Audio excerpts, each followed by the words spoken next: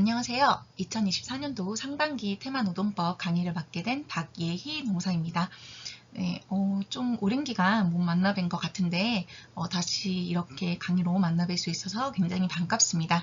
제가 오늘 가지고 온 주제는요. 노동조합 내 직장 내 괴롭힘입니다. 네, 이제 오늘의 목차는요. 직장 내 괴롭힘의 실태, 그 다음에 직장 내 괴롭힘의 판단, 노동조합 내 직장 내 괴롭힘, 그리고 직장 내 괴롭힘의 예방 및 대응에 대해서 강의를 하도록 하겠습니다. 네, 첫 번째 챕터 직장 내 괴롭힘의 실태입니다. 어떠세요?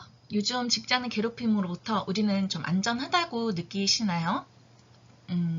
직장 내 괴롭힘으로부터 안전하다 라고 이야기를 하는 거는 실질적으로 이제 노동조합 내에 조합원 분들이 직장 내 괴롭힘을 신고를 하지 않고 그걸로 인해서 뭐 불편함을 느낀다라거나 이런 것들이 거의 없어야 할 것 같습니다. 그래야지 안전하다라고 이야기를 할 수가 있겠죠. 예, 저는 이제 실무를 하고 있잖아요. 그래서 실무를 하고 있는 제 입장에서 직장 내 괴롭힘이 많이 줄었을까? 법이 생겨났으니까 라고 봤었을 때는요. 오히려 신고 건수는 훨씬 더 늘어났다 라고 보여집니다. 이렇게 직장 내 괴롭힘을 금지하고 방지하고 예방할 수 있는 이런 법이 생겨났음에도 불구하고 왜 직장 내 괴롭힘이 더 늘어났다라고 느낄까? 더 늘어났을까라고 생각을 해보면요. 예전에는 사회생활을 하다 보면은 다 그럴 수도 있지. 뭐 이렇게 넘기고 좀 심해도 모르겠다 막 이렇게 넘어가는 경우가 굉장히 많았다라고 하면 이제는 참지 않습니다. 예, 법이 생겼고 내가 여기 그 법으로부터 보호를 받을 수 있다라는 걸 알기 때문에요. 예, 직장 내 괴롭힘을 당하고 계신 분들이 이제는 참지 않고 수면 위로 올라와서 신고하는 비율이 훨씬 더 늘어났다라고 해서 직장 내 괴롭힘이 좀 더 비율이 더 많아진 게 신고 건수가 더 많아진 게 아닌가라는 생각이 듭니다. 하지만 제가 그냥 실무로 제가 느끼고 있는 것만 말씀을 드린다라고 하면 조금 더 신빙성이 없을 수 있으니까 설문조사를 한 것을 기본으로 해서 여러분들께 현재 우리가 직장 내 괴롭힘의 현재 실태가 어떤지 말씀을 드리도록 하겠습니다.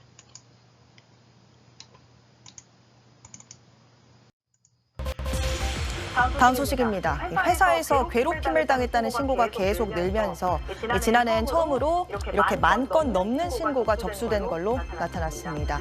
단순 계산하면 하루에 27건 정도 접수된 겁니다.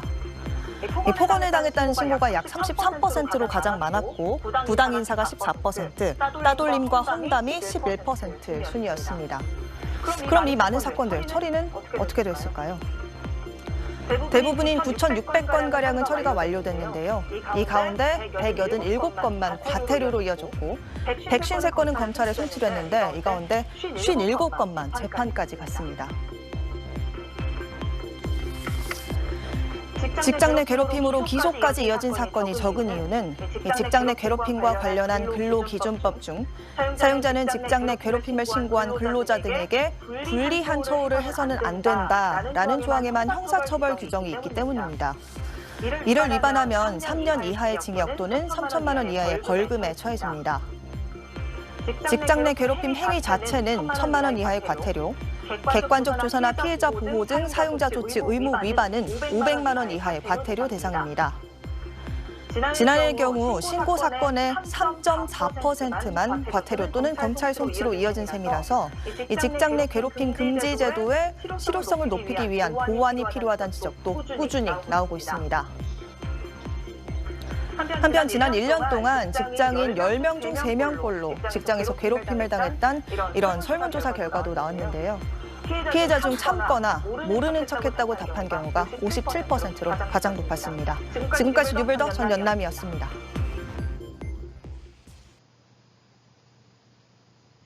네, 이렇게 고용노동부에서 나온 설문 조사 저희가 알아봤습니다.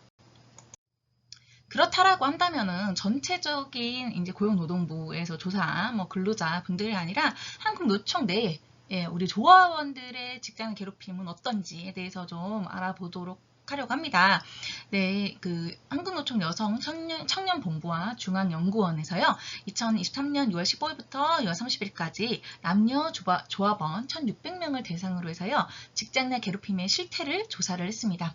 그래서 이 조사를 한 결과 직장 내 괴롭힘을 경험했다라고 응답한 사람이 61.5%였습니다. 아까 고용노동부에서는 뭐 직장 내 괴롭힘을 경험했다라고 하시는 분들이 30% 정도였는데요. 노총 내로 들어오니까 조금 더 그 응답 비율이 높아요. 그러면 이제 우리 노총 내에 조합원 분들은 다 안전하지 않은 직장 내 괴롭힘을 항상 걱정해야 되는 곳에서 있냐라고 볼 수가 있는데 제 생각에는 그렇습니다. 얼마나 솔직하게 또 답변을 하느냐도 굉장히 중요하기 때문에 사실 30%보다는 조금 더 높은 비율이 나오는 게 그렇게 나쁜 건 아니다라고 생각이 됩니다. 조금 더 솔직하지 않았나라고 저는 생각이 좀 들고요. 그래서 그 조사 결과를 본다라고 했었을 때 응답자 61.5% 중에서요. 성별로 따져보면 여성은 68.9%, 남성은 48.8%였습니다. 그래서 그 직장의 괴롭힘의 경험을 본다라고 했었을 때요. 성별로는 여성이 조금 더 높았다. 라고 보시면 될 것 같고요. 직급으로 따져본다라고 했었을 때는요. 사원이 51.6%, 대리급이 30.1%였습니다. 아무래도 뭐 직장 내 괴롭힘 뒤에서 뭐 요건이나 이런 거 관련해서 설명을 할 거지만 관계상의 우위가 있는 사람이 직장 내 괴롭힘을 행하는 행위자가 되는 것이기 때문에요. 아무래도 우리 직장 내에서 직급이 좀 낮으신 분들이 직장 내 괴롭힘을 경험했다라고 하는 비율이 조금 더 높을 수밖에 없다라고 하는 거 봐주시면 될 것 같습니다. 그리고 어떠한 그 경험을 했냐, 어떠한 유형이냐라고 봤었을 때요. 언어폭력이 46.3%였습니다. 항상 뭐 이런 괴롭힘을 조사한다라고 했었을 때요. 언어폭력이 가장 많이 높았었던 것 같아요. 그 다음으로는 직장 내 따돌림입니다. 39.5%. 언어폭력과 그렇게 다르지 않아요. 이제 뭐 한 사람을 대놓고라기보다는 어찌되었든 한 사람과 같이 업무를 하지 않는다라던가 아니면은 뭐 정보를 알려주지 않는다라던가 해가지고 그렇게 따돌리는 비율이 좀 많이 높았다라고 이렇게 보시면 될 것 같습니다. 그 다음에 제도적인 제한입니다. 이게 38.4%인데요. 연차휴가나 병가, 또 육아휴직을 제대로 사용할 수 없도록 뭐 이런 제도를 내가 활용한다라고 했었을 때 거기에 따라서 굉장히 눈치를 주는 이런 것들이 있다. 이러한 직장 괴롭힘을 경험했다라는 게 38.4%고요. 그 다음에 직무배제비 위협이죠.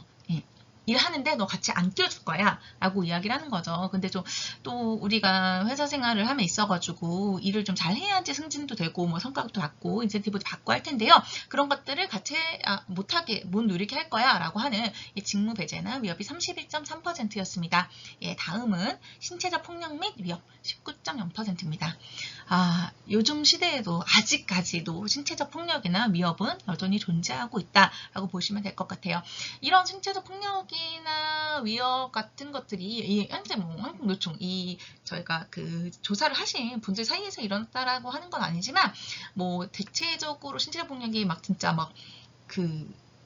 정말 주먹을 쥐어서 때리거나 이런 것들은 좀 아니더라고요. 뭐 실사례를 좀 따져본다라고 했었을 때는 자를 가지고 손등을 때린다라거나 아니면은 자를 가지고 손가락과 손가락 사이를 이렇게 친다라던가 상상을 해보세요. 손가락 사이를 딱 친다라고 했었을 때 얼마나 아프겠어요. 그런 것들이 있을 수가 있다라고 하는 것들 봐주시면 될 것 같습니다. 어쨌든 우리가 신체 폭력을 한다라고 했을 때 엄청난 이렇게 폭력을 가하는 것만이 아니라 손바닥이나 이것을 자로 때리는 것도 신체적 폭력, 위협에 해당을 할 수도 있기 때문에요. 이런 것들에 대한 사례가 좀 있었다라는 거 봐주시면 될 것 같습니다. 그리고 직장 내 괴롭힘을 봤었을 때요. 민간 부분이 59.3%, 공공 부분 71.2%입니다. 왜냐하면 저희 한국노총 내에도 그 사기업만 노조를 가지고 있는 건 아니잖아요. 공기업이나 이렇게 하시는 것도 있기 때문에 그렇게 나누어져 봤었을 때는 공공 부분의 직장 내 괴롭힘 경험이 훨씬 더 높았다라고 이렇게 나왔습니다. 왜 이렇게 나왔냐라고 생각을 해보면 아무래도 공공 부분에서는 그 조직 문화나 이런 것들이 아직은 좀 보수적이고 위계 질서가 더 있기 때문에 직장 내 괴롭힘의 경험이 조금 더 높게 나오지 않았나라고 하는 좀 분석을 해봅니다. 그 다음에 직장 내 성적 괴롭힘, 성적 괴롭힘이라고도 이야기하고 우리가 성희롱이라고도 얘기를 하죠. 왜 여기에 지금 직장 내 괴롭힘을 이야기를 하는데 왜 성적 괴롭힘이 나왔냐라고 말씀을 하신다라고 하면 이거 말씀을 좀 드리고 싶어요. 뭐냐? 네, 우리가 직장 내 괴롭힘을 이렇게 큰 여기가 괴롭힘이다 라고 이야기를 하면요. 이 안에 성적 괴롭힘 글씨가 이상하네요. 성희롱이 이렇게 포함이 된다라고 보시면 될 것 같아요. 그래서 직장 내 괴롭힘 경험 중에 성적 괴롭힘이 얼마나 있는지를 좀 확인을 한 것 같다라고 봤을 때 여성이 53.0%, 남성이 27.0% 이렇게 나와 있다. 그래서 여전히 아직까지도 성희롱이라고 하는 카테고리 안에서는 여성의 좀 그 피해를 받는 경우가 아직까지도 많이 높다라는 것을 저희가 좀 볼 수가 있습니다. 그리고 직장 내 괴롭힘 피해자 중에서 우리가 정신건강에 미치는 영향을 좀 알아보기도 했거든요. 이번 설문조사에서. 그래서 중간 정도의 우울이 가장 많았습니다. 퍼센테이지가 26.9%, 심각한 우울이 6.6%였습니다. 그래서 즉 우리가 이제 직장 내 괴롭힘 요건을 본다라고 했었을 때 신체적, 정신적으로 좀 악화됐다라는 것들이 이제 요건에 있잖아요. 그렇기 때문에 직장 내 괴롭힘으로 인해서 이렇게 좀 우울감을 느끼시는 분들이 있다라고 하는 거 알아두시면 될 것 같습니다. 직장 내 괴롭힘의 실태에 대해서 한번 알아봤습니다. 여전히 뭐 직장 내 괴롭힘은 우리 주변에 산재해 있다라고 보시면 될 것 같고요. 그렇다라고 하면은 직장 내 괴롭힘은 어떻게 판단을 하는지에 대해서 여러분들께 알려드리려고 합니다. 네, 우선 제 직장 내 괴롭힘의 제도 자체는요, 근로기준법에 이렇게 명시가 되어 있습니다. 76조의 2에 이렇게 명시가 되어 있죠. 어떻게? 사용자 또는 근로자는 직장에서 지위 또는 관계 등의 우위를 이용해서 업무상의 적정 범위를 넘어서 다른 근로자에게 신체적, 정신적 고통을 주거나 근무 환경을 악화시키는 행위가 바로 직장 내 괴롭힘이다라고 이야기를 하고 있습니다. 직장 내 괴롭힘 제도 자체는요, 2019년도에 도입이 됐습니다. 왜 도입이 됐냐? 실질적으로 성희롱만이 아니라 직장 내에서 그 괴롭히는 행위들도 굉장히 많이 있고, 그래서 직장 내 괴롭힘이 없는 환경에서 근로자들은 안전하게 근무해야만 하고 또 그런 피해가 혹시라도 있었다라고 하면은 회사가 신속하게 나서서 사건을 조사하고 조치해서 그 피해를 당한 근로자가 회복을 할 수 있고 편하게 안전하게 근로를 할 수 있도록 그러니까 안전한 환경을 만들어주는 게 또 사용자의 의무 아니겠습니까? 그렇게 해줄 수 있도록 이런 제도가 만들어졌다라고 보시면 될 것 같습니다. 그래서 이 76조의 2에 보면은요, 직장 내 괴롭힘을 정의하고 금지하고 또 직장 내 괴롭힘이 발생을 했었을 때 사용자가 어떻게 조사를 하고 조사가 끝났다라고 하면 어떻게 조치까지 하도록 이렇게 규정이 되어 있다라고 보시면 될 것 같아요. 그래서 사용자가 객관적으로 조사하지 않거나 또 피해 근로자한테 불리한 처우를 한다라고 했었을 때는 과태료나 형사처벌이 부과된다라고 하는 것들도 사실 최초에 그 법이 만들어졌을 때는요, 이런 과태료 조항은 없었어요. 이건 나중에 신설된 제도다. 신설이 돼서 현재는 이제 운영을 하고 있는 거죠. 여기까지 나와 있다라고 보시면 될 것 같아요. 그리고 또 하나 신설이 됐을 때 뭐가 나와 있었냐면요, 사용자의 직장 괴롭힘 행위가 금지가 됐었다라고 하는 겁니다. 최초에 직장 내 괴롭힘 법이 생겨났었을 때는요, 그거를 조사를 하고, 그 다음에 이게 직장 내 괴롭힘으로 인정이 된다라고 하면은 징계를 하도록 되어 있었어요. 근데 만약에 사용자, 우리 뭐 대표이사님, 대표자님이 만약에 했다. 직장 내 괴롭힘의 가해자다라고 했었을 때는요, 조사까지는 어떻게 우리가 할 수도 있겠지만, 사용자에게 징계를 우리가 내릴 수 있나요? 네. 그쵸. 징계는 사용자에게 좀 내릴 수가 없죠. 그렇기 때문에, 여기에 좀 법에 미비가 있었다라고 이야기를 해서, 법이 이제 개정이 되면서요, 사용자 혹은 사용자의 배우자, 사촌 이내의 혈족, 인척이, 그 직장 내 괴롭힘의 가해자가 된다 라고 이야기를 했었을 때는요, 과태료 규정이 있습니다. 1,000만 원 이하의 과태료 규정이 있어요. 이거는 뭐 1차, 2차, 3차 이렇게 나눠가지고 있는데요. 아무튼 이렇게 과태료를 매기는 걸로 사용자가 그렇게 직장 내 괴롭힘 행위를 한다라고 했었을 때는 이렇게 그 과태료로서 벌을 준다라고 하는 것들을 알아두시면 될 것 같습니다. 예, 그렇다라고 하면은 직장 내 괴롭힘에 대한 그 정의제도는 76조의 2에 이렇게 나와 있잖아요. 그래서 직장 내 괴롭힘이 발생을 한다라고 했었을 때 어떻게 해야 되느냐. 사용자의 조사 및 조치 의무가 또 76조의 3에 나와 있습니다. 예, 저희 노동조합분들 같은 경우에는요. 사실 직장 내 괴롭힘이 어떤 거다라고 잘 알고 있지만 실질적으로 그런 사건이 발생을 했었을 때 법에 어떻게 나와 있는지 회사에 무엇을 요구해야 되는지 잘 모르시는 경우가 있어요. 그렇기 때문에 여기 사용자가 어떠한 조사 및 조치 의무를 가지고 있는지를 알게 되신다라고 하면 회사 측의 요구를 확실하게 좀 해줄 수 있겠죠. 내가 이렇게 직장 내 괴롭힘을 피해를 당하고 있으니 법에 이러이러한 의무가 있으니까 이 의무를 다해 주십시오 라고 이렇게 요구를 할 수가 있겠죠. 예, 우선 첫 번째, 누구든지 사용자에게 신고가 가능합니다. 즉 이제 직장 내 괴롭힘 피해를 당하고 있는 그 당사자 많이 아니라 옆에서 봤는데 진짜 너무 심하게 직장 괴롭힘을 당하고 있어요. 근데 진짜 너무 힘들겠다. 너무 힘들겠다. 근데 정작 그 직장 내 괴롭힘의 피해자분은 이거를 뭐 신고할 생각도 못하고 계시는 거예요. 그러면 어떡해요? 옆에 있는 사람들이 대신 신고도 가능하다라고 하는 겁니다. 그래서 이 누구든지라고 하는 건요. 피해를 당하는 당사자뿐만이 아니라 옆에 동료도 신고가 가능하다라고 보시면 되고요. 익명 게시판도 가능합니다. 그래서 익명 게시판 뭐 우리가 막 블라인드 뭐 이런 거 있잖아요. 거기에 올려서 직장 내 괴롭힘이 있다는 사실을 회사가 이렇게 사용자가 인지를 했다라고 하면은 어찌되었든 익명 게시판에 이렇게 올라온 것 자체도 조사를 해줘야 됩니다. 언제 어떻게 지체 없이 조사를 하라라고 되어 있습니다. 그래서 최대한 빠른 시간 안입니다. 지체 없이 조사를 하는 거는. 그래서 알자마자 내일 당장 가가지고 조사하는 걸 지체 없이 한다라고 하는 거는 아니고요. 최대한 빠르게 한다라고 하는 것이 바로 지체 없다라는 그 의미다라고 보시면 될 것 같아요. 왜 이렇게 말씀을 드리냐면 실질적으로 직장 내 괴롭힘 때문에 노동청에 이제 가가지고 신고를 하시는 분들이나 있으실 거잖아요. 예, 그럼 그분들이 왜 지체 없이 조사 안 했다? 내가 신고를 했는데 월요일에 신고했는데 조사가 그 다음 주 월요일에 이루어졌다. 너무 지체 없이 이렇게 조사를 하라고 되어 있는데 지체 없이 안 하는 거 아니냐라고 이제 말씀하시는 분들이 많아서 말씀드리는 겁니다. 네, 최대한 빨리 하면은 지체 없이 하는 거다라고 보시면 될 것 같고요. 그 조사 기간 중에 피해 근로자를 보호하는 조치를 해야 됩니다. 피해 근로자가 원한다라고 하면은 유급휴가를 준다라던가, 아니면 이제 분리 조치 해야겠죠. 분리 조치한다라던가 이런 거 피해자 의견을 들어서 이런 의무를 해야 하고요. 그다음에 조사가 다 끝난 다음에 봤더니 직장 내 괴롭힘이 왔더라 라고 하면은 피해 근로자를 보호하기 위한 조치 또 한 번 더 해주셔야 하고요. 그다음에 뭐예요? 징계. 가해제에 대한 징계가 반드시 이루어져야 됩니다. 이 가해제에 대한 징계가 이루어질 때는 어떻게 해야 될까요?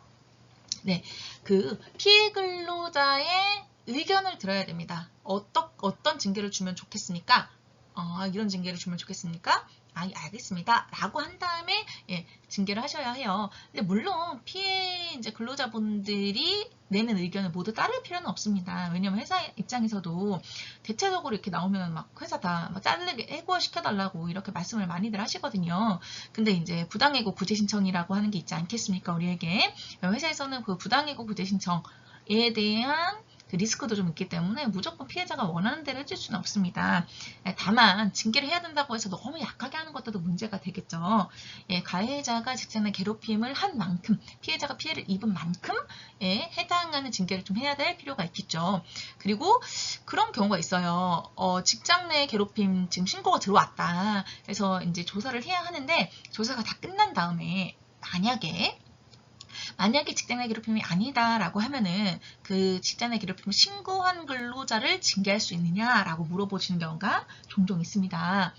그렇게 되면 어떡하겠어요? 내가 정말 확실하게 직장 내 괴롭힘이라는 증거를 가진 사람만 내가 직장 내 괴롭힘 피해를 입었다라고 이야기를 할 수가 있겠죠. 물론 요건에 다 맞지는 않다 하더라도 정말 회사 생활을 하는데 어려우신 분들이 있으시거든요. 그럼 그분들은 내가 이렇게 회사에서 일하는 게 너무 힘들어요 라는 어떠한 뭐라고 할까요? 호소할 그런 공간이 굉장히 필요한 건데 만약에 조사에서 직장 내 괴롭힘이 아니다 라고 했었을 때 그 분을 징계를 한다라고 하면은 직장 내 괴롭힘 그 신고 자체가 굉장히 사문화되지 않을까라는 생각이 듭니다. 그렇기 때문에 혹 설사 그 조사를 했는데 괴롭힘이 아니다라고 해도 이거 피해 근로자뿐만이 아니라 피해 피해를 받았다라고 주장하시는 분들까지 이 등에 모두 해당을 합니다. 그분들에게 불리한 처우할 수 없다. 다른 것들은 모두 어때요? 다 과태료인데요. 이 조항만 뭐다? 예, 징역 또는 벌금형 들어간다라고 하시는 거고 알아두셔야 되고요. 그 다음에 비밀 누설 금지입니다. 내가 직장 내에서 성인이 돼서까지 이렇게 돼서까지 성인이 됐음에도 불구하고 성인인데 이런 괴롭힘을 받는다라고 하는 걸 남들에게 말하는 게 굉장히 좀 부끄럽거나 하는 경우가 있을 수도 있습니다. 또 뭐죠? 이제 그 피신고인 분이 좀 내가 이 사람한테 괴롭힘을 당했다라고 말하기 좀 애매한 경우도 있기도 하고 하거든요. 그렇기 때문에 직장 내 괴롭힘 관련해가지고 조사를 하는 사람, 조사 받는 사람, 또 이거를 보고를 받으시는 분들까지 모두 비밀을 누설하지 않도록 하게 되어 있습니다. 왜냐하면 직장 내 괴롭힘 성희롱과 좀 다르게 직장 내 괴롭힘의 피해를 입으신 분들 같은 경우에는요, 사건 조사가 모두 다 끝나고 나면은 이제 다시 이제 원직으로 돌아가시는 경우가 있는데요. 간혹 주변에 계시는 분들이 야, 직장 내 괴롭힘 신고했던 애잖아. 너 쟤랑 가깝게 지내지 마. 일도 같이 하지 마. 일해도 정말 일만 해. 라고 해가지고 오히려 그분은 되게 뭐랄까요. 알게 되면 그분은 오히려 좀 따돌린다라고 이야기를 해야 될까요? 하는 경우가 굉장히 많이 있습니다. 왜? 엮이면 나도 신고당하면 어떡해? 라고 해가지고요. 그래서 이렇게 비밀이 직장 내 괴롭힘을 저 사람이 직장 내 괴롭힘 신고를 했다라고 하는 사실 자체를 좀 비밀에 붙여주시는 게 좋다. 그래서 추후에 그분이 복직을 하셔가지고 일을 함에 있어서도 비밀을 누설 금지하는 게 좋고, 혹시 이제 비밀 누설 금지에 대해서 서약을 했음에도 불구하고 내가 그 비밀을 누설을 했었을 때는 징계 등의 불이익 조치를 받을 수도 있다라고 하는 그런 서약서를 받기도 하죠. 네, 직장 내 괴롭힘은요, 어떻게 나눠지냐, 여기 나와 있는 것처럼 행위자, 그러니까 피해받으신 분이 있으면 그 행위를 하신 분이 있죠. 그 다음에 행위 장소, 행위 요건까지 이렇게 4가지 요건으로 좀 나누어진다라고 보시면 될 것 같아요. 하나하나 좀 본다라고 하면 행위자 같은 경우에는요, 우선 첫 번째 우리가 사용자가 있겠죠. 아까 앞서서도 보셨겠지만 사용자가 만약에 직장 내 괴롭힘의 행위자다라고 하면 이제 과태료 처분이 일어나죠. 네. 그리고 사업주라고 하는 것은 사업주, 사업 경영 담당자, 또 근로자에 관한 사항에 대하여 사업주를 위하여 행위하는 자를 이야기를 하고요. 네, 그 다음에 근로자는 누구냐? 예, 같이 일을 하고 있는 근로자에 맞습니다. 예.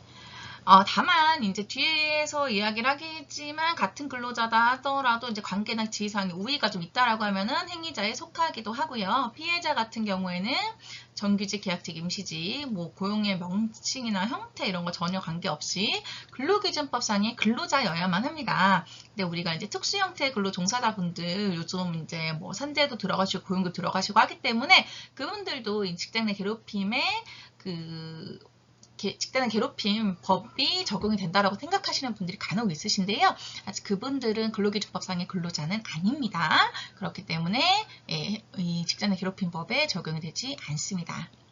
그 다음에 행위 장소는요, 반드시 사업장 아닐 필요는 없습니다. 우리가 일을 하러 다니는 외근이나 출장지, 그 다음에 회식 장소도 가능하고요. 업무와 관련 있는 사적 공간도 인정이 됩니다. 또 사내 메신저나 SNS 등 온라인에서 발생하는 경우가 굉장히 많이 있습니다.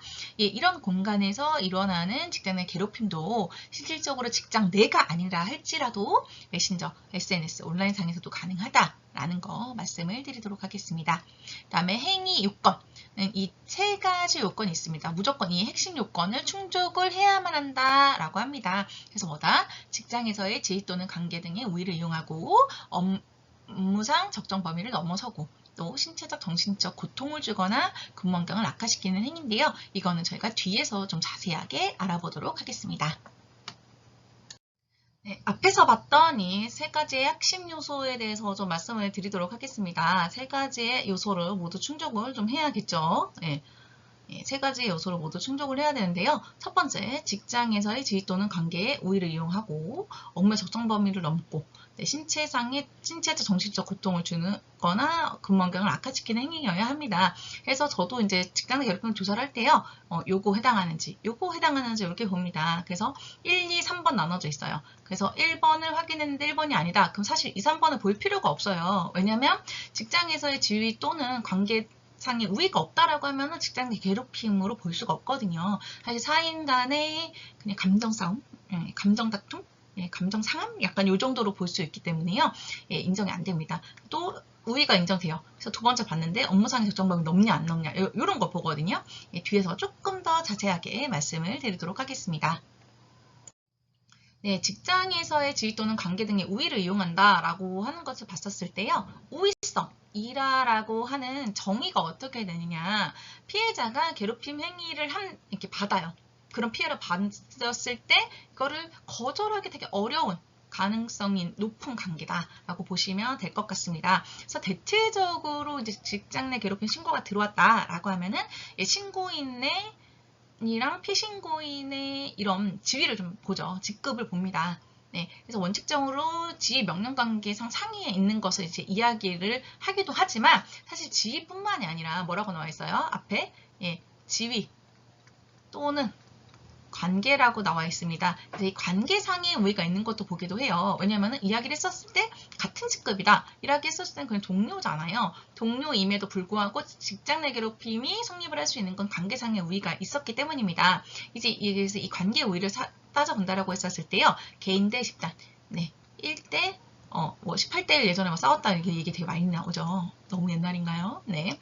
여기 나오는데 이렇게 수적으로 많다라고 하면은 당연히 작은 숫자가 관계적으로 좀 하위에 있겠죠. 이 많은 수가 우위에 있을 거기 때문에 인원수도 관계상의 우위가 있을 수가 있고요. 그다음에 계약관계, 정규직이냐 비정규직이냐에 따라서 같은 나이고 같은 나이고 뭐 일한 기간이 같다 할지라도 이런 것들 때문에 관계에 우위성이 있을 수가 있고요.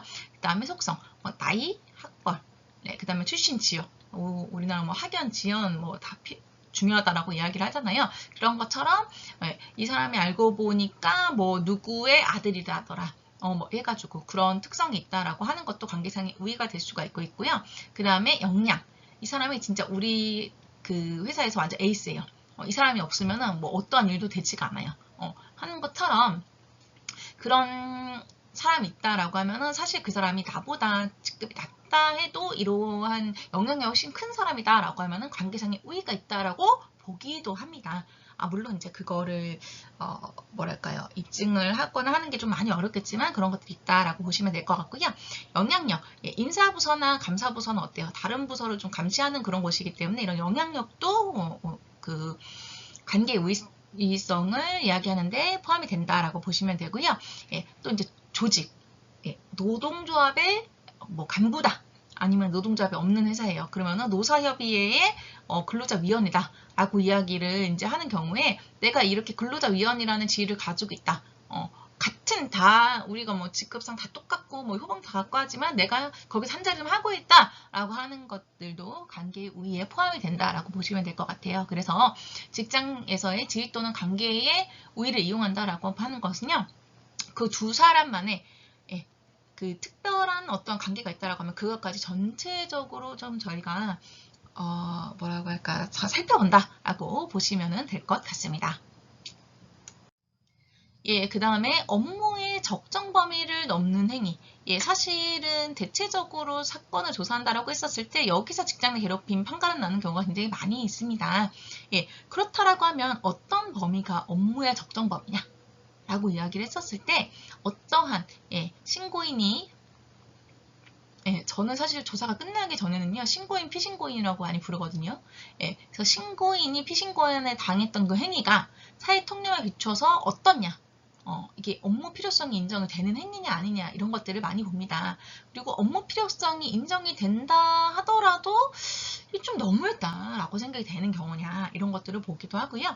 또 이제 업무 관련성이라는 거랑 좀 넓게 봅니다. 포괄적으로 보기 때문에 업무 수행을 하면서 편승해서 이루어졌거나 업무 수행을 빙자해서 이루어진 것도 인정이 됩니다. 근데 이제 요것들이 이제 문제가 많이들 되는 거죠. 업무상 지시나 주의 명령에 불만을 느꼈다. 라고 해도 사실 이게 업무상 사회통념상 업무에 필요한 것이다 라고 하면은 인정하기가 좀 많이 어렵습니다. 뭐 예를 들어서 어떤 사람이 이제 신고인이 신고를 했어요. 근데 왜 신고를 했냐라고 하면은 피신고인이 진짜 너무 자주 부른다라는 거예요. 어떠한 보고서를 한번 쓴다라고 하면은 뭐 여기 잘못되고 여기 잘못되고 여기 이렇게 잘못되어 있는 것들이 있을 수가 있잖아요. 그럼 이 잘못된 걸 한 번에 그냥 말해주면 좋을 거. 이거 하나 발견되면 불러와서 묻고, 이거 하나 발견되면 불러와서 묻고, 또 이거 하나 발견되면 불러와서 묻고, 또 이거 하나 발견되면 불러와서 묻고, 이렇게 한다라고 하는 거죠. 그래서 내가 업무에 집중을 하는 게 진짜 너무 많이 힘들다. 그래서 나는 지금 업무의 적정 범위를 넘는 행위를 당하고 있다. 직장 내 괴롭힘을 당하고 있다. 라고 이야기를 하시는 경우가 굉장히 많이 있습니다. 근데 사실 이걸 한 번에 이야기를 해줄 수도 있지만 이거 하나하나 끄집어내가지고 이야기하는 것 자체도 업무의 적정 범위에 포함이 되는 행위죠. 또 보고서에 수정할 부분을 이야기하는 것 자체가 업무상에 필요한 부분이기 때문에요. 이러한 행위를 가지고 업무의 적정 범위를 넘었다 라고 보기는 좀 어려운 점이 있다 라고 생각을 해주시면 될 것 같습니다. 예, 그래서 업무의 적정 범위 넘는 거는 사실 사례가 너무 많이들 있기 때문에 어떤 것들이 있느냐라고 해가지고 여러분들한테 조금 좀 말씀을 드리도록 하겠습니다. 전체적으로 보면 진짜 많이들 있는데 제일 중요한 거 4가지 정도만 가지고 왔습니다. 그래서 의도적으로 무시, 배제하는 행위. 톡은 요즘은 또 뭐가 있냐면요. 은밀하게. 티 안 나게. 왜? 뭐만 하면 직장 내 괴롭힘을 신고할 것 같지 않냐? 막 이렇게 해가지고요. 대놓고 하지는 않지만 다른 사람들 모르게 그 사람과 나 둘 사이에 뭔가 있다. 막 약간 이렇게 은밀하게 뭐 무시나 배제 행위를 하는 경우가 굉장히 많이들 있습니다. 우선적으로 의도적으로 한다라고 하는 것은 뭐 면접 근무를 지시한다라던가 화장실 앞에서 근무를 지시한다라던가 예, 동료 직원에게 왕따를 지시한다라던가 그리고 겨울이나 여름에 보일러나 에어컨을 제공하지 않는 거예요. 그 사람한테만. 이런 것들이 있을 수가 있겠고요. 그렇다라고 하면 은밀하게 하는 게 뭐냐? 단톡방에서 다른 사람한테는 막 꺽쇠 이렇게 하면서 다 웃음행위 날리는데 이 사람한테만 그 개인 카톡이 오거나 했었을 때는 굉장히 딱딱하게 보낸다라거나 개인 카톡이 오면 무조건 읽고 씹는다. 우리가 일십이라고 이야기를 하죠. 읽고 답변하지 않는다라고 이야기를 한다라던가 이런 것들이 있다라고 하면 은밀하게 예, 무시하거나 배제하는 행위 이런 것들을 볼 수 있는데 사실 은밀하게 무시하거나 배제하는 행위까지 아직까지 이거를 인정을 하지는 않고 있어요. 하지만 요즘 이러한 행태들이 많이 늘어났기 때문에 이것도 이제 무시, 배제하는 행위를 좀 들어오지 않을까라는 생각이 좀 들기도 합니다. 그래서 우선 여러분들이 정확히 알아두셔야 되는 것은 이 의도적으로 무시나 배제 행위를 한 것, 요거만 좀 알아두시면 좋을 것 같고요. 예, 그 다음에 두 번째, 폭행, 협박 행위, 그 다음에 폭언, 욕설 등 언어적 행위, 예, 요것들을 좀 보시면 될 것 같습니다. 그래서 사내에서 다른 사람들이 다 보는데, 뭐, 예를 들어서 부르면, 김대리! 이 과장! 뭐 이렇게 불러야 되는데, 야! 그럼 야 하면서 다 쳐다보냐 그래 너 막 이렇게 해가지고 그 사람을 막 부적절하게 부른다라거나 아니면 공개적인 막 자리에서 욕설을 하는 거죠. 우리가 흔히들 막 말하는 강아지 18 막 이렇게 막 욕설을 하는 건 아니겠지만 이런 자식아 예, 이야기한다라던가 이런 것들이 이제 욕설하게 포함이 될 수가 있겠고요. 그다음에 모바일 채팅창에다가 이 사람이 업무 실수를 하면 그걸 다 다른 사람들 다 보게 올려놓고 여러분들 이것 보세요. 이 사람이 오늘도 이렇게 실수를 했습니다. 여러분들은 오늘 실수하지 않도록 예, 좀 경각심을 가져주시기 바랍니다. 라고 하면서 이제 모욕을 하는 이런 행위가 될 수가 있겠고요. 그 다음에 그 기분에 따라 가지고 야 내가 입에 걸레를 물어야지 너는 일을 제대로 하냐? 막 이런 식으로 이런 폭언을 하는 것 자체도 내 업무의 적정 범위를 넘는 행위다라고 볼 수가 있겠습니다. 그 다음에 업무와 무관한 일을 한다라거나 사적 용무를 지시하는 거죠. 그래서 원래 업무 외에 뭐 부장님의 수행비서 역할을 한다라거나 가족의 차에 눈이 쌓여서 그 눈을 제거하는 작업을 한다라고 하거나 그리고 야 배고픈데 가가지고 야 뭐 간식이나 좀 먹어볼까? 야 라면 좀 끓여라 라고 하면서 라면을 끓이도록 강요하는 그런 행위. 그 다음에 야 나 여기 어깨 아프니까 가서 좀 안마 좀 해봐 라고 해가지고 안마 하는 듯 업무와 관련있는 잡무를 하는 것. 또 이거 실질적에 있는 사례인데요. 야, 뭐 음식 먹다 남기면은 나중에 죽어가지고 다 한 번에 비벼가지고 먹는 거 알지? 나 그러고 싶지 않으니까 내가 남은 음식 너 다 먹어라 라고 이야기를 해가지고 남은 음식을 먹으라고 지시를 하는 경우도 있었습니다. 그 다음에 운동 등 취미생활을 강요하는 것 자체도 업무의 적정 범위를 넘어서는 행위입니다. 어떤 이제 그 팀장님이 마라톤 동호회를 했었거든요. 그래서 뭐 한번 마라톤에 관심 없냐라고 해가지고 이 사람은 이제 들어오게 했어요. 근데 한번 나갔는데 조금 잘 안 맞아. 그래서 안 가고 싶었는데 계속 들어오라고 얘기해가지고 주에 2번씩 무조건 나와야 되고, 만약에 불참하게 되면 거기에 따른 벌금이 있는데, 그런 것들이 계속 그 사람한테 막 벌금 내라, 너 안 했으니까 뭐 해라, 왜 안 오냐라고 해가지고 그런 것들로 스트레스를 엄청 준 사례가 있거든요. 그런 것들도 업무의 적정 범위를 넘어서는 행위다라고 볼 수가 있습니다. 그 다음에 업무 수행 방해, 부당한 인사조치라고 보면은 업무용 물품이나 아이디를 회수를 하고요. 자리를 회의용 탁자로 옮기고, 그 다음에 메일을 발송할 때 우리가 다 그 참조 붙이잖아요. 그 참조를 붙일 때 피해자는 붙이지 마라 라고 이야기를 하는 것들, 이런 것들이 업무 수행을 방해하는 거다라고 볼 수가 있겠고요. 그 다음에 결혼한다 라고 하면 무조건 퇴사시키는 이런 거 아직도 있습니다. 이러한 부당한 인사조치를 한다라고 하는 것들을 봐두시면 될 것 같습니다. 그리고 사실 우리가 그 심할서를 작성하는 것 자체도 이게 그 견책이라고 해가지고 징계에 들어가잖아요. 그래서 실질적으로 내기를 위반하지 않았어도 심할서를 작성하라라고 요구를 한다라고 하는 것들. 그다음에 육아휴직을 끝내고 복직한 근로자에게 타 부서로 전보조치 시키고 업무용 컴퓨터를 미지급하는 거, 이런 것들도 업무의 적정 범위를 넘어서는 행위다라고 봐주시면 될 것 같습니다. 그리고 이제 마지막 요건이죠. 신체적, 정신적 고통을 주거나 근무 환경을 악화시키는 행위를 이야기를 한다라고 해서, 이거는 일반적이고 평균적인 사람의 입장에서 신체적, 정신적 고통 또는 근무 환경을 악화시키는 행위가 있어야 하고, 실제로 그 결과가 발생을 해야 됩니다. 이렇게 하면 저 너무 힘들 것 같아요 라고 하는 것들은 인정되지 않고요. 직장 내 성희롱과 마찬가지로 행위자의 의도는 중요하지 않습니다. 어쨌든 피신고인이 어떠한 행위를 신고인에게 했어요. 그로 인해서 신체적, 정신적 고통 또는 근무 환경이 악화됐다라고 하면은 이것은 직장 내 괴롭힘으로 성립이 될 수 있다 라는 거 봐주시면 될 것 같습니다. 근데 사실 이거는 대체적으로 요즘 신체적, 정신적 고통을 주거나 근무 환경을 악화시켰다. 앞에 두 가지 요건이 있었잖아요. 첫 번째, 두 번째 요건. 우의성이랑 업무의 적정 범위 넘어섰는지 이렇게 보고 있잖아요. 그래서 우의가 있고 그다음에 적정 범위를 넘어섰다라고 하면은 대체적으로 근무 환경을 악화시켰다라고 보고 있습니다. 그래서 이게 뭐 상대적으로 중요하지 않은 거는 아니지만 1, 2번이 해당이 된다라고 하면은 3번은 거의 뭐 자동적으로 인정이 된다라는 식으로 좀 봐주시면 될 것 같아요. 안 그런 경우도 있지만 대체적으로 그렇다라는 것들을 말씀드립니다. 그렇다라고 하면 현재 우리 노동조합 내에서는 직장 내 괴롭힘이 어떻게 이루어지고 있을지, 어떠한 사례가 있는지에 대해서 좀 알아보도록 하겠습니다. 첫 번째입니다. 노동조합 활동을 이유로 한 직장 내 괴롭힘입니다. 이거는 C물류센터에서 노동조합 활동을 사유로 해서 압박을 받았다라고 주장을 했고요. 어떤 상황을 했냐라고 하면은, 이제 그 현장 관리자분이 여기 있으셨어요. 이 현장 관리자분이 오셔가지고 그 노조 활동을 하시는 분한테, 내가 밴드에서 봤는데, 그 노조 일도 막 하고 싶고 근무하고 싶고 하는데 그런 활동 하려면 모범을 돼야지 이렇게 뭐 땡땡 치고 이렇게 있으면 될 것 같아요? 라고 이제 얘기를 한 거예요. 아니 우리 노조 활동을 하는 게 있어가지고 어떻게 현장 관리자라는 사람이 이렇게 이야기를 할 수 있냐 라고 이야기를 해가지고 그분이 인천 북부지청에다가 직장 내 괴롭힘 신고를 했습니다. 그래서 결과가 어떻게 나왔냐? 그래서 인정이 됐어요. 그러니까 회사에서 그걸 인정을 됐고, 그래서 이제 징계 조치를 막 했단 말이에요. 그리고 심지어라고 하기에는 좀 그렇죠. 심지어라고 하기는 좀 그렇고요. 이분은 이제 직장 내 괴롭힘이 인정이 됐으니까 이 인정된 부분을 가지고 가서 산재도 신청하셨어요. 뒤에도 나올 텐데 산재 신청을 하셔가지고 2년간 그 산재 보험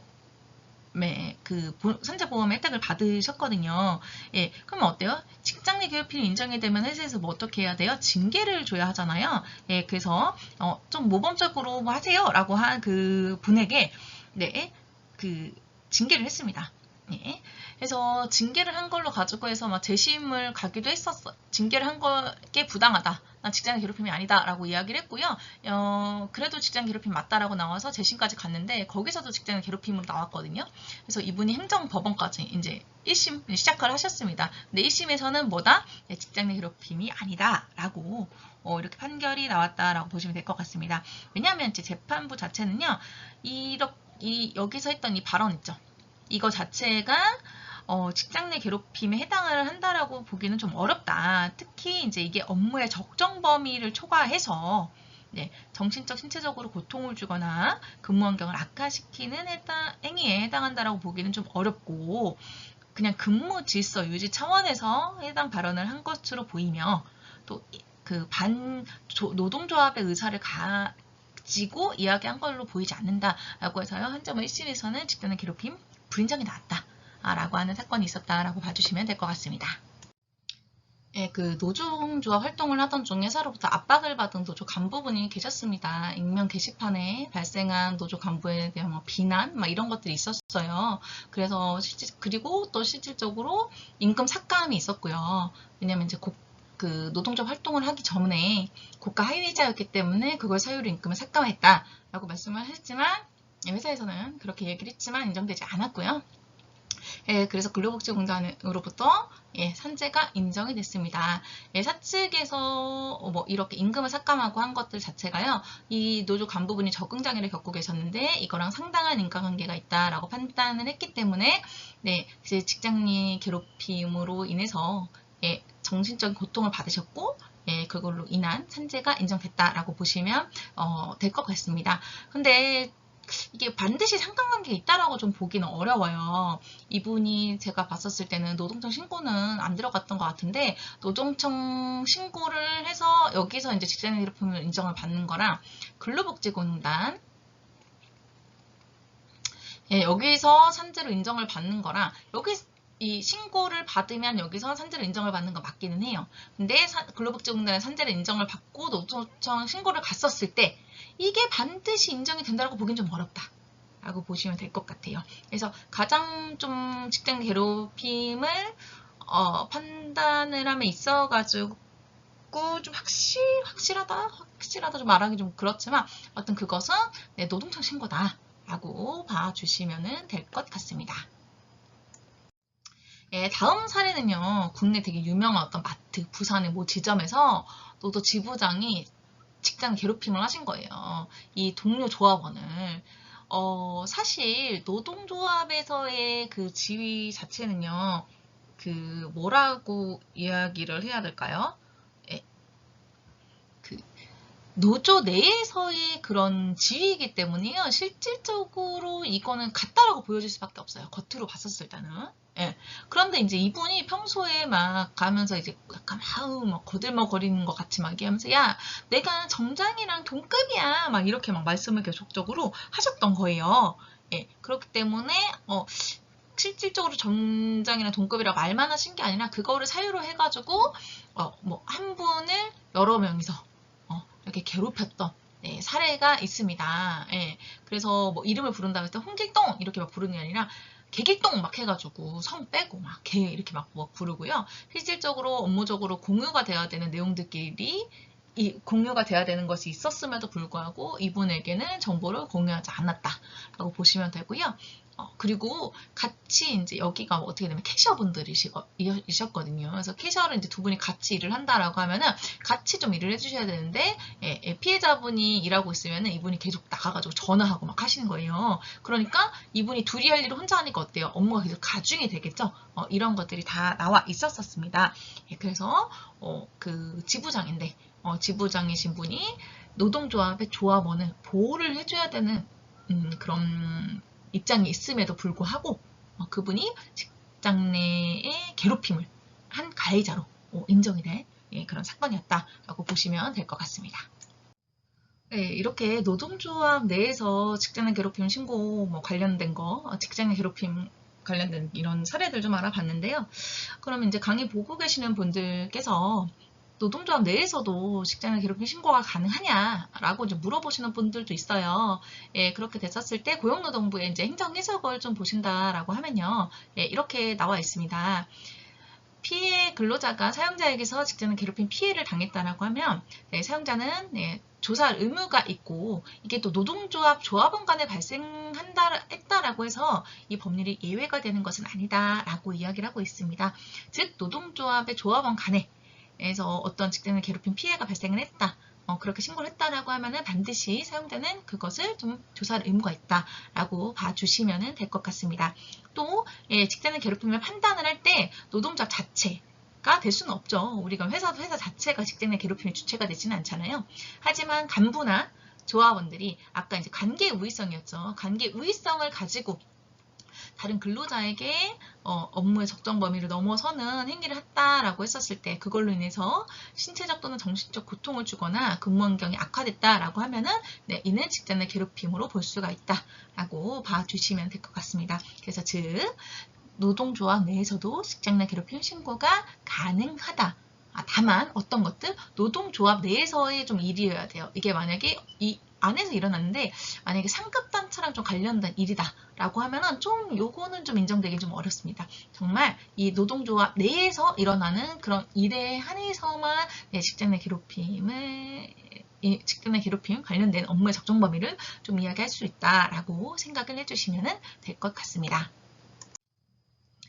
그래서 만약에 이제 직장 내 괴롭힘이 발생을 했다. 혹은 발생을 하지 않도록 예방하는 방법, 또 발생을 했다라고 하면 어떻게 대응을 해야 되는지에 대해서 알려드리도록 하겠습니다.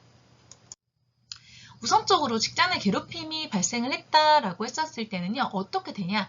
처음에 이제 대체적으로 저는 말씀을 드려요. 바로 노동청에 가지 마시라.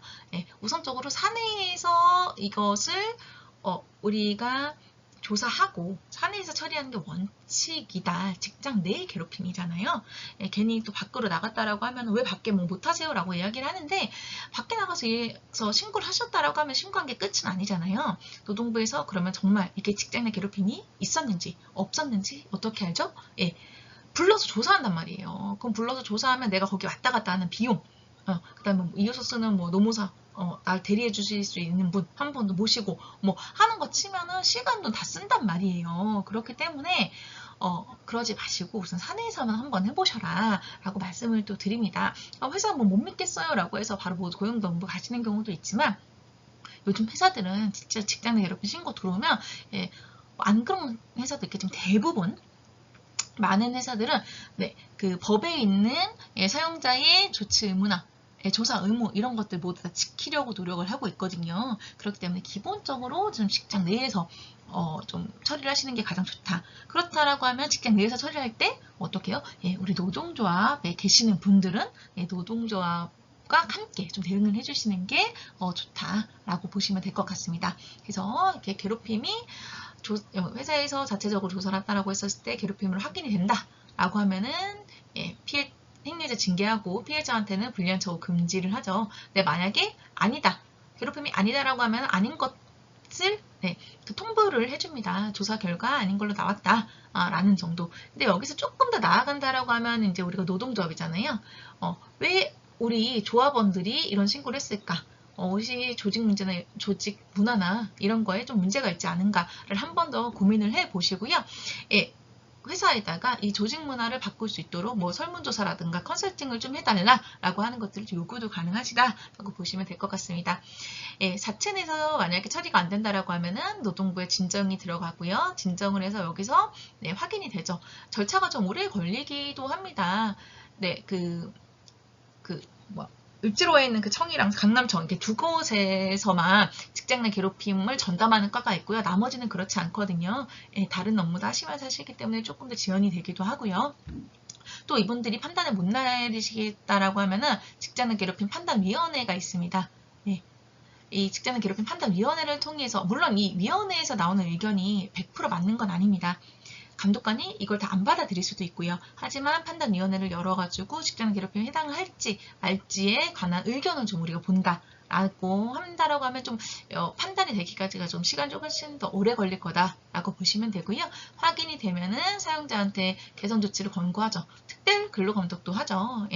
요즘 이것 때문에 특별 근로감독 받는 회사도 좀 많이 늘어났다.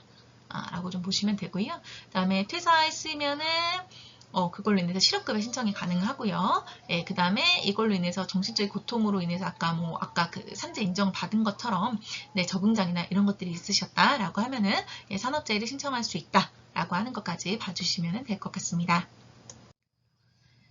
네, 요거는 이제 사내에서 어떻게 진행이 되는지 관련해서 사내 재응 체계를 통해서 해결하는 게 원칙이다라고 말씀을 드렸고요. 예, 최대한 신속하게 지체 없이 처리를 할 거고, 신고 접수됐고, 상담 진행되고, 조사하고, 예, 조치 대응해서 모니터링까지 사실 요거까지 해줘야 되는데 이거 회사에서 잘 안 하는 경우가 많이 있거든요. 이 부분을 저희 노동조합분들이 회사에 강력하게 좀 더 요구를 해주신다라고 하면 그 사내의 직장 내 괴롭힘이 많이 없어지지 않을까라는 생각을 좀 해봅니다. 그리고 직장 내 괴롭힘을 이제 예방을 하는 건 사실 발생을 했을 때 대응을 하는 것보다는 예방이 가장 큽니다. 뭐든지 예방을 하는 게 가장 좋잖아요. 예, 그래서 직장 괴롭힘이 있다라고 하면은 정신적, 육체적인 피해도 줄 뿐만 아니라 회사 내에도 굉장히 좋지 않은 영향을 끼치죠. 뭐 업무 능률 당연히 오르지 않을 거고요. 이런 사건이 한 번 있었다. 사실 비밀유지 의무가 있긴 하지만 아름아름 또 어떻게들 다 아시더라고요. 그렇게 되면 우리 회사에서 이런 일이 있었다라고 하는 것만으로도 분위기가 굉장히 좋지 않기 때문에 전체적으로 좀 회사가 많이 가라앉게 되죠. 예, 그렇기 때문에 최대한 직장의 괴롭힘 예방을 할 수 있도록 또 이 예방을 우리 노동조합은 요구할 수 있다. 예, 안전하게 근로관계에 대해서 안전하게 배려하면서 일할 수 있는 환경을 만들어주는 게 사용자의 의무이기 때문이죠. 예, 그래서 이런 것들 노동조합에서 요구를 좀 해주신다라고 하면은 많은 도움이 되겠다. 예, 그리고 또 하나 노동조합분들 또 노동 비조합원분들이 있으시다라고 하셔도요. 직장 내에서 서로 상호 존중하는 그런 습관이나 이런 것들을 가지시는 게 가장 좋고 예, 그리고 그래서 대체적으로 요즘 반말 잘 안 쓰죠. 존대를 좀 많이 하시죠.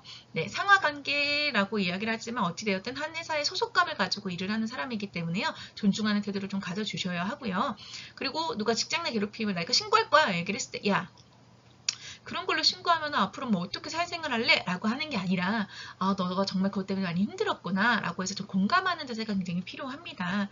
왜냐면은 그 개인적인 성향이나 특성에 따라 가지고 나는 그냥 그게 괴롭힘이 아니라 사회생활 하다 보면은 그냥 받는 스트레스의 일종으로 이렇게 넘어가는 경우도 있겠지만 어떤 분은 정말 그것 때문에 많이 괴로워하시는 분들도 있기도 하거든요.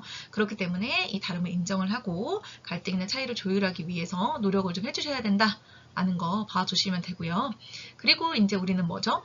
회사의 취업 규칙에 반드시 직장 내 괴롭힘에 관련된 사항이 절차나 이런 것들이 있습니다. 노동조합으로서 우리는 이런 것들 꼭 숙지를 하고 준수하고 우리 조합원이 와서 여기 관련해가지고 고충을 토로한다라고 하면은 이 절차를 숙지하고 해서 잘 말씀을 해드리고 안내를 해주시고 하는 게 가장 중요하다.